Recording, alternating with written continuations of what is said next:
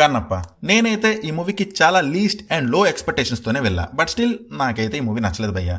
చెప్తా నాకు ఈ మూవీ ఎందుకు నచ్చలేదో, ఏమేమి నచ్చలేదో డీటెయిల్గా చెప్తా. ముందుగా మీరు నా ఛానల్కి కొత్తగా వచ్చినట్టయితే ప్లీజ్ సబ్స్క్రైబ్ చేసుకుని వీడియోని చూసేయండి.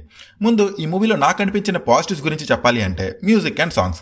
ఆ లవ్ సాంగ్స్ తప్ప మిగతా సాంగ్స్ నాకైతే నచ్చాయి. Shiva Shankara is a relief for me.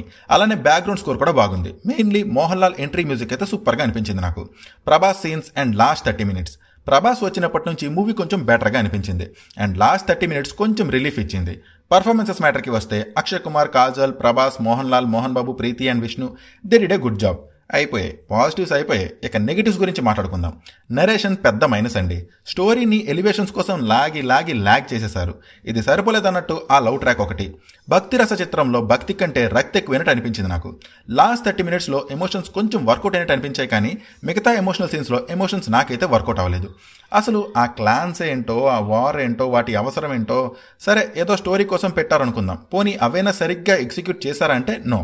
ఈ మూవీలో ఫైట్స్ ఉంటాయి భయ్యా, అబ్బా ఎఫర్ట్లెస్ అసలు. అంటే మినిమం ఎఫర్ట్స్ పెట్టలేదు. ఏదో హిందీ డబ్బుడ్ సీరియల్స్లో చూసిన ఫైట్స్లా అనిపించాయి. నెమలి కోసం జరిగే 1-to-1 ఫైట్ లాస్ట్లో తిన్నడు అపోనెంట్ పైన పంచెస్ చేస్తుంటాడు. నాకైతే అవి పంచెస్లా అనిపించలే, ఏదో బొట్టు పెడుతున్నట్టు అనిపించింది. Main character and main supporting క్యారెక్టర్స్ని తప్ప వేరే ఏ క్యారెక్టర్ని సరిగ్గా డెవలప్ చేయలేదు. అసలు వాళ్ళని ఫోకస్ కూడా చేయరు. సీరియస్ సిచ్యువేషన్స్లో కూడా నవ్వించేలా ఉన్నాయి ఆ క్యారెక్టర్స్. డబ్బింగ్ కూడా చాలా ప్లేసెస్లో సెట్ అవ్వలేదు. ప్యూర్ తెలుగు హిస్టారికల్ మూవీలో ఫారెన్ యాక్సెంట్ ఏంటో నాకైతే అర్థం కాలే.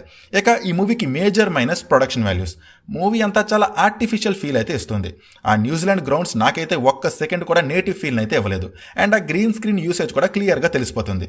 నాకైతే ఒక కాస్ట్లీ టీవీ సీరియల్ని బిగ్ స్క్రీన్ పైన చూస్తున్న ఫీలింగ్ కలిగింది.